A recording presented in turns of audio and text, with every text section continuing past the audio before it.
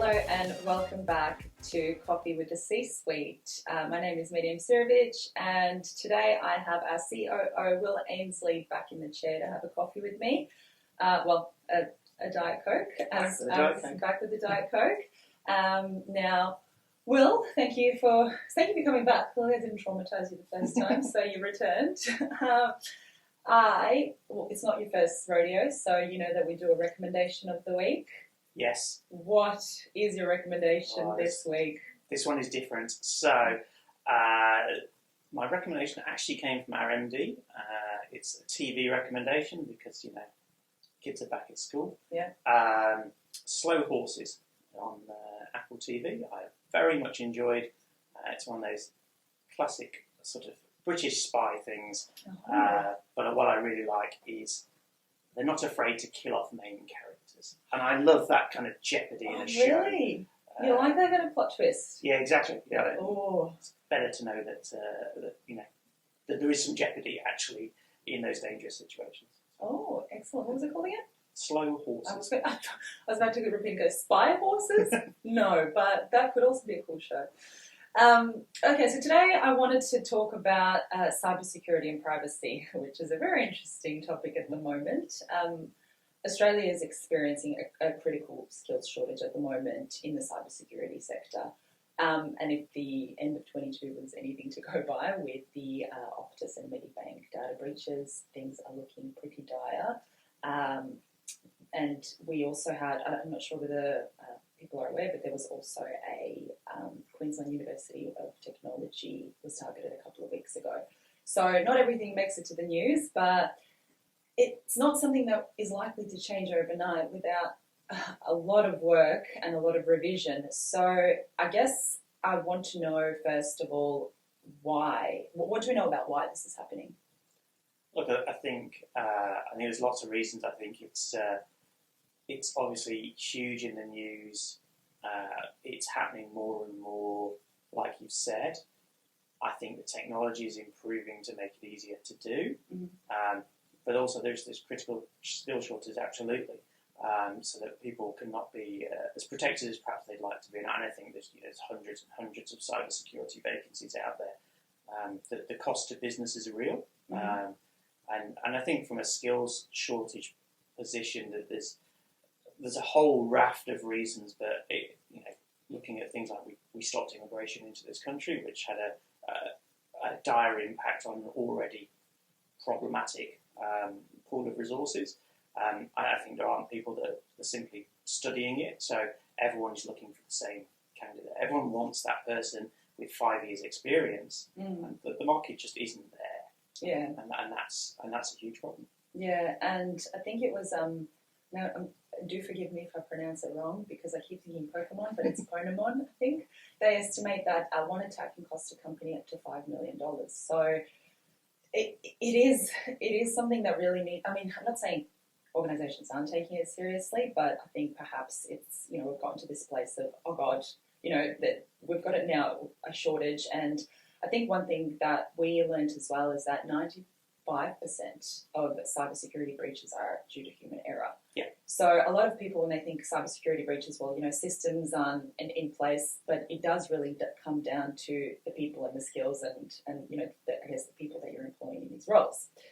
So in addition, and not just those roles, in any role, and that's part of the problem, and the education that's needed to understand that a simple thing that you don't think of the impact can massively impact the whole business, and that's why you see those data leakages. It's not usually out of the IT department; it's out of somewhere else. Yeah, well, wasn't the government once somebody logging into their Netflix account with their government ID, and that's what I mean. Just not anything you would think is, crazy. Like get personal email addresses for your Netflix accounts. That's my recommendation of the week.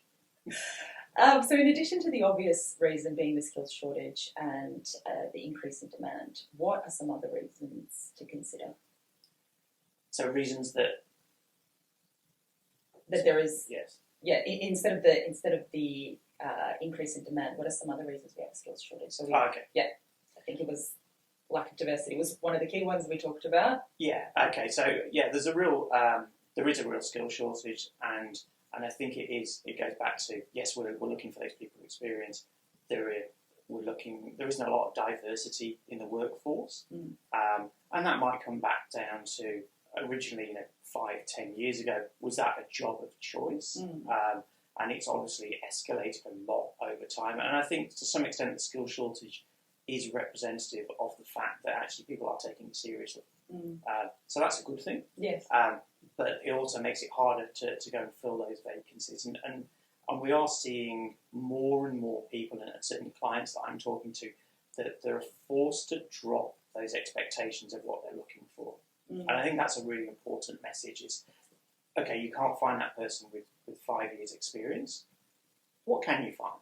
Where are the untapped talent pools? And there's a couple of things that I think jump out immediately. So we've recently partnered with a company called Exceptional who specialise in neurodiverse assessments. And we know that people with neurodiversity neurodiverse people are generally far more underemployed or unemployed. So that is an untapped pool of talent, and that actually lend themselves to a lot of this space in a different way of thinking. And I think that should be embraced. It's a great opportunity. I do think also we're seeing, I saw some research that showed actually if you look at what a good cybersecurity typical role needs, is you're looking for things like risk management, attention to detail, high abstract reasoning. Those are skills that other roles have. And because it's in such high demand, so let's face it, the salaries are good. It is a good career trajectory for people to pivot from maybe things like accounting, law. Those are similar transferable skills. And I think we are seeing people move into that space. And I think that's really important is to, okay, I can't find someone with 5 years experience. Can I find the person with the right behaviours, with the right raw cognitive ability that's aligned to my organisation, and can I then teach the skills? Because let's face it, I did IT A-level in, I won't go back, but a few years ago. Everything I learned is pretty much out. It's gone. It's not relevant. So even those people that have studied, computing 10 years ago, well, a lot of that has changed, and particularly in that area with cybersecurity. Yeah, absolutely. I agree with that so much because I feel the same with marketing. Now, I was in uni some years ago, but digital wasn't covered, and it wasn't that long ago. So things compared changed. to me, is that what you're saying there? Thanks, me. No, not at all. I'm just saying it just wasn't that long ago. So I guess to summarise, rethink your prerequisites for the roles. Yeah, absolutely, and stop looking for the experience, look for the skills and the behaviours. And I think that's a good message for almost any role, to be perfectly honest. Yeah. There are ways to assess. Obviously, that's what Testgrid specialise in. We can find people with the right behaviours, with the attention to detail, with the abstract reasoning, with the risk management, all that kind of thing can be pulled out for candidates, rather than looking at for that pure experience. And also spread that net. So you've probably got people within your organisation that have that raw capability. You already know them. You know what kind of person they are, what capabilities they could have.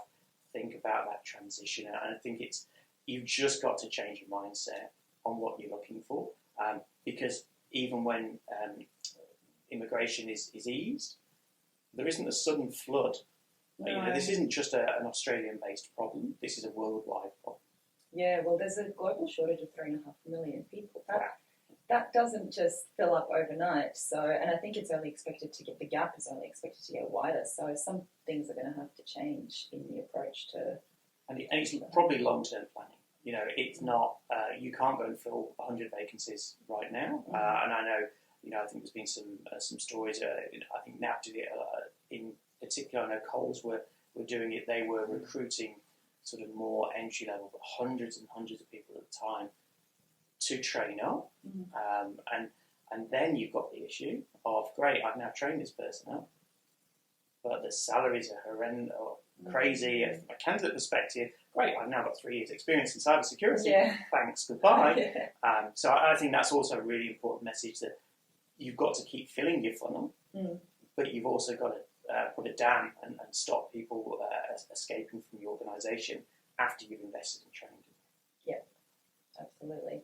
Now, obviously, as we just touched on, there is no way to bridge this gap overnight, so we don't have any quick fixes. But what are some things that organisations can begin doing to make progress? Obviously, some things you just mentioned, but there are a few others, because a lot of existing staff as well that lead you to burnout, and we see that happening quite a bit. So yeah, so and I think it goes back to almost any role where you're short of people.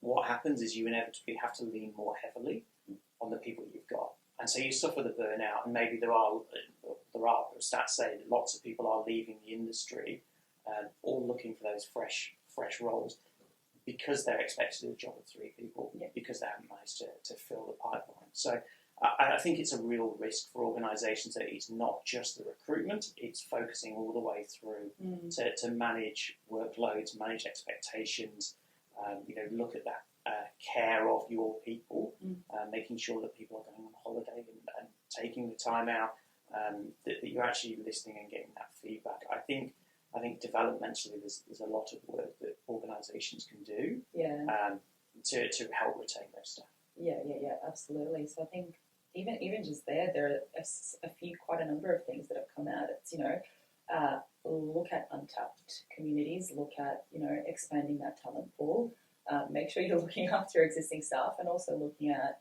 what roles they could potentially be going into.